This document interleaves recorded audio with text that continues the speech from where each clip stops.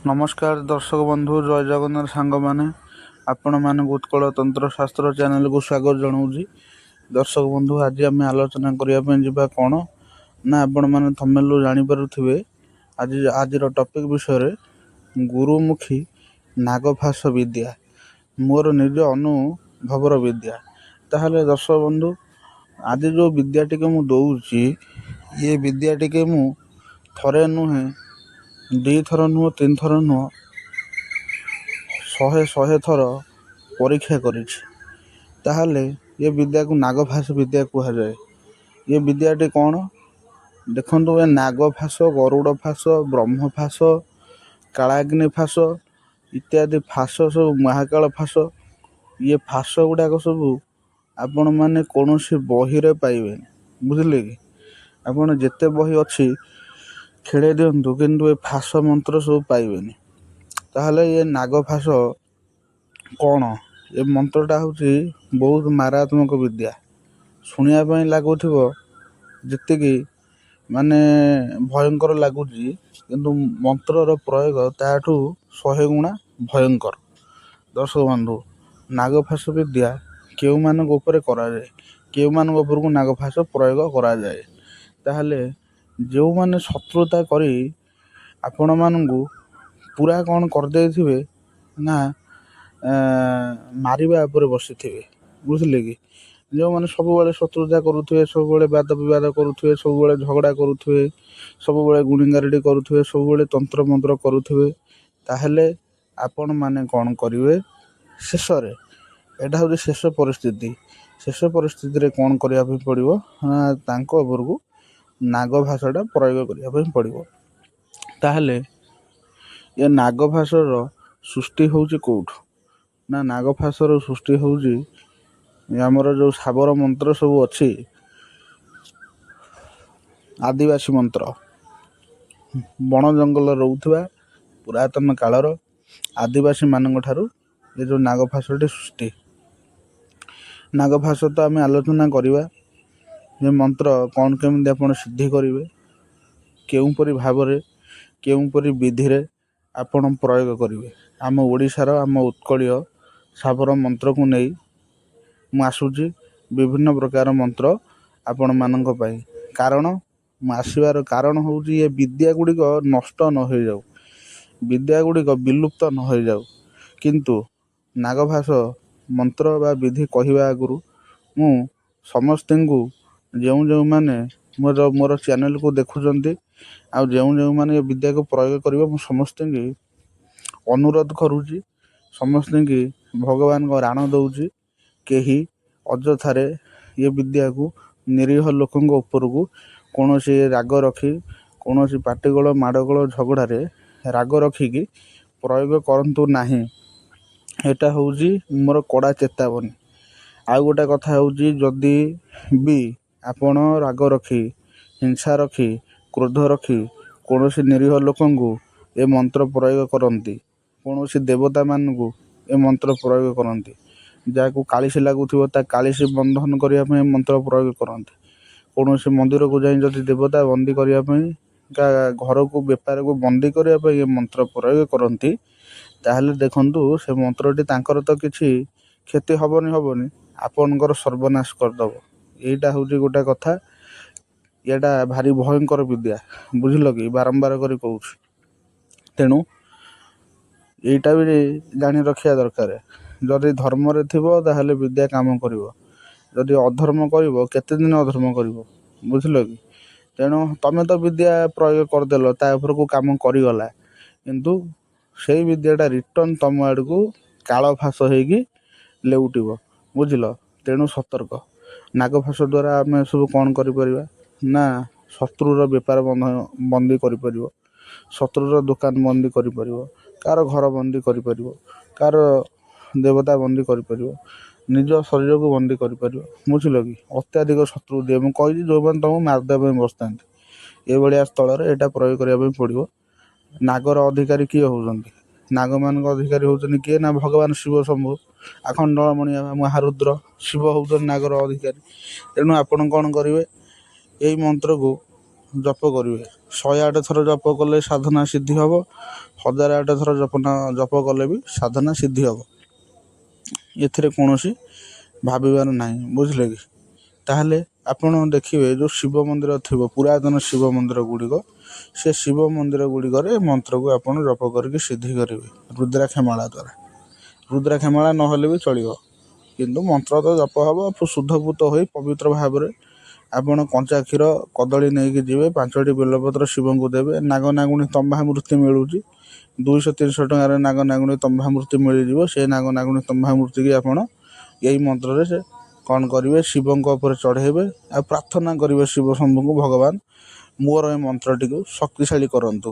ଆଉ ମନରେ ଦୃଢ଼ ଭରସା ବିଶ୍ୱାସ ସହିତ ମନ୍ତ୍ରଟିକି କାମ କରିବେ। 100% ଆପଣଙ୍କର ମନ୍ତ୍ରଟି କାମ କରିବ, ବୁଝିଲେ କି? ତାହେଲେ ଆଉ ସବୁ କେଉଁମାନେ ହେଉଛନ୍ତି ନାଗମାନଙ୍କର ଅଧିକାରର ଦେବତା? ମା ମନସା ହେଉଛନ୍ତି ନାଗମାନଙ୍କର ଦେବୀ। ଆଚ୍ଛା, ଆପଣଙ୍କର ମନସାଙ୍କର ସ୍ୱତନ୍ତ୍ର ପୂଜାବିଧି ବି ପଡ଼େ। ଯେଉଁମାନେ ଅଛନ୍ତି ଆମର ମନସା ମାଆଙ୍କର, ଯେଉଁମାନେ ପୂଜା କରୁଛନ୍ତି, ସେମାନେ ଯଦି ଏ ଭିଡ଼ିଓଟି ଦେଖୁଥିବେ ତାହେଲେ କମେଣ୍ଟରେ ଜୟ ମା ମନସା ଲେଖିବେ। ମନସା ମା ହେଉଛନ୍ତି ନାଗଙ୍କର କ'ଣ ହେଉଛନ୍ତି ନା ମା, ବୁଝିଲେ କି? ତେଣୁ ମନସା ମାଆଙ୍କୁ ଧରିକି ମଧ୍ୟ ଆପଣ ଏ କାମ କରିପାରିବେ। ଯେଉଁମାନେ ଯେଉଁଠି ଶିବ ମନ୍ଦିର ନଥିବ, ମନସା ମନ୍ଦିର ଥିବ, ମନସା ଦେବୀଙ୍କୁ ଧରି କରିପାରିବେ। ଦେଖନ୍ତୁ, ନାଗ ଚତୁର୍ଥୀ ପଡ଼େ ବର୍ଷକୁ ଥରେ। ନାଗ ଚତୁର୍ଥୀରେ ଏ ମନ୍ତ୍ର ଆପଣ ସିଦ୍ଧ କରିପାରିବେ, ବୁଝିଲେ କି? ମନ୍ତ୍ରର ସିଦ୍ଧ କରିବାର ଟାଇମ୍ ହେଉଛି ଶିବ ମନ୍ଦିର ବା ମନସା ମନ୍ଦିରରେ କଲେ ଚଳିବ। ନାଗ ଚତୁର୍ଥୀ ସମୟରେ ନାଗମାନଙ୍କୁ ପୂଜା କରିବ। ନାଗମାନଙ୍କୁ ପୂଜା କରିକି ଏ ମନ୍ତ୍ରକୁ, ନାଗମାନଙ୍କୁ ପୂଜା କରିବ କ'ଣ, ଯେଉଁଠି ଉଇ ହୁଙ୍କା ଥିବ, ଯେଉଁମାନେ ନାଗମାନେ ପୂଜା କରୁଛନ୍ତି, ତେଣୁ ସେଠି ପଣା ଦେବ, ଧୂପ ଦେବ, ମନ୍ଦାର ଫୁଲ ଦେବ। କେହି ଅଣ୍ଡା କ୍ଷୀର ମଧ୍ୟ ଦିଅନ୍ତି। ତେଣୁ ଆପଣମାନଙ୍କର ଦେଲେ ଚଳିବ, ନହେଲେ ନାହିଁ। ସେମିତି କିଛି ଅଣ୍ଡା ଦେବା ପାଇଁ କ୍ଷୀର ସହିତ ମୁଁ ବାଧ୍ୟ କରୁନି, ବୁଝିଲେ କି? ଆପଣମାନେ ପୂଜା ଅର୍ଚ୍ଚନା କରି ତାଙ୍କଠାରୁ କ'ଣ କରିବେ, ପରମିଶନ୍ ଆଣିବେ, ବୁଝିଲେ କି? ଯେମିତିକି ଏ ବିଦ୍ୟାଟି ଆପଣଙ୍କୁ ମୁଁ ଦେବା ପାଇଁ ମୁଁ ଭଗବାନଙ୍କ ଠାରୁ, ମୋ ଗୁରୁଙ୍କ ଠାରୁ ପରମିଶନ୍ ଆଣିଲି, ସେମିତି ଆପଣ ଏ ମନ୍ତ୍ରକୁ ପ୍ରୟୋଗ କରିବା ପାଇଁ ତାଙ୍କଠାରୁ ପରମିଶନ୍ ଆଣିବେ। ପରମିଶନ୍ ଆଣି ସାରିଲା ପରେ କୌଣସି ଅରୁଆ ଚାଉଳରେ 7 ଥର ମନ୍ତ୍ର ପଢ଼ି 21 ଥର ଫୁଙ୍କିବ, କିମ୍ବା କାହା ପାଦ ତଳ ଧୂଳି ଦ୍ୱାରା କିମ୍ବା କୌଣସି ପାଣି ଦ୍ୱାରା ଫୁଙ୍କିକି ଛିଞ୍ଚି ଦେଲେ ଚାରିପିଠି ଏ ସବୁ ବନ୍ଦନ ହୋଇଯାଏ। ତାହେଲେ ମୁଁ ମନ୍ତ୍ରଟି କହୁଛି, ଦର୍ଶକ ବନ୍ଧୁ।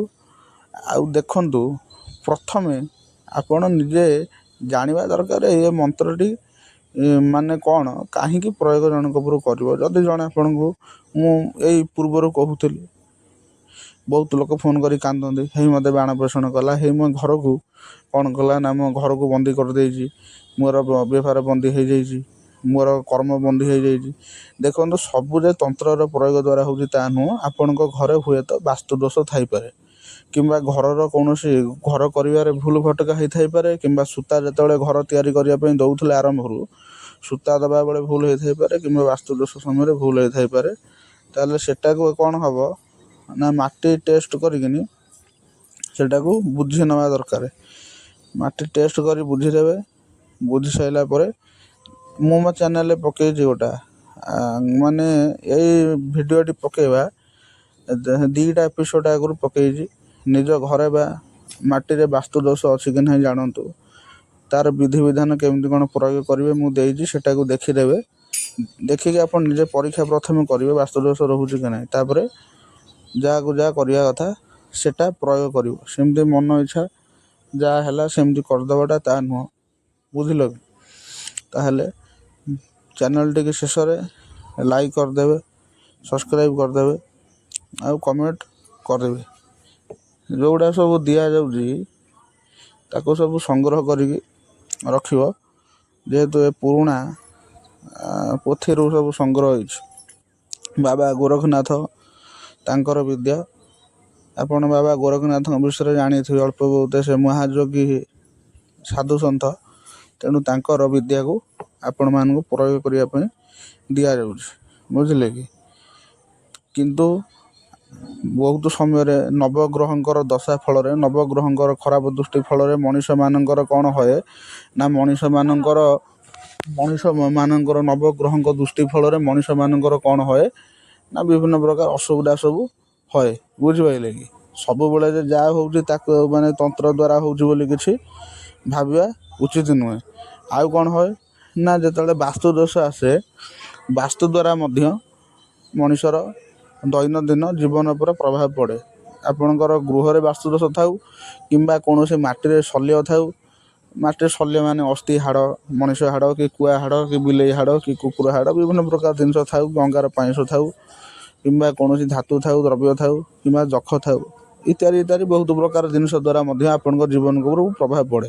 କିନ୍ତୁ ଆଜିକାଲିକା ଲୋକଙ୍କୁ ଆପଣ ସେଟାକୁ ଚେକିଂ କରିବେ। ମୁଁ କହିଛି ମୋ ଚ୍ୟାନେଲରେ ବାସ୍ତୁ ଦୋଷ ଅଛି କି ନାହିଁ ଜାଣନ୍ତୁ।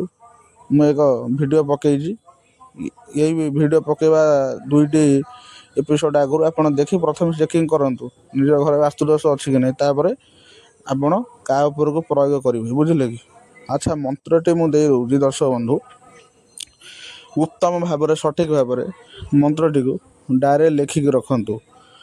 ଓମ୍ ସୁମରଇ, ଓମ୍ ସୁମରଇ ଅନନ୍ତ ବାସୁକି ଅହିଶ୍ୱର, ଓମ୍ ସୁମରଇ ଅନନ୍ତ ବାସୁକି ଅହିଶ୍ୱର, ମୋର କାର୍ଯ୍ୟ କରିବାକୁ ହୁଅ ତତ୍ପର, ପାତାଳ ପୁରରେ ଦେବ ଥିଲୁ ତୁହି ଜାଣ, ତତ୍ପରେ ଚଳିବୁ ତତେ ମନସାଙ୍କ ରାଣ, ଯେଉଁ ଯେଉଁ ଶତ୍ରୁ ମୋର କରିଛନ୍ତି ଗୋଳ, ସେ ଶତ୍ରୁମାନଙ୍କୁ ଧ୍ୱଂସିବୁ ସମୂଳେ ତୁହି କାଳ, ଅମୁକାଇ ଶତ୍ରୁର ବେପାର ବାନ୍ଧେ, ଗୃହ ବାନ୍ଧେ, ଦେବତା ବାନ୍ଧେ, ଭୂତ ବାନ୍ଧେ, ପ୍ରେତ ବାନ୍ଧେ, ଡାଆଣୀ ବାନ୍ଧେ, ଚିରୁଗୁଣି ବାନ୍ଧେ, 64 ଯୋଗିନୀ ବାନ୍ଧେ, 90 କାନ୍ତାନୀ ବାନ୍ଧେ, ଘର ଦେବତା ଛାଡ଼ି ପର ଦେବତା ବାନ୍ଧେ ବାନ୍ଧେ ବୋଲି କାହାର ରାଣ, ମା କାଉଁରୀ କାମାକ୍ଷା ଚଣ୍ଡୀ, ମା ମନସା, ଗୁରୁ ଗୋରଖନାଥ, ହାଡ଼ି ଝୁଅ ଚଣ୍ଡୀ, ଈଶ୍ୱର ପାର୍ବତୀଙ୍କର ପଡ଼ିଲା କୋଟି କୋଟି ରାଣ।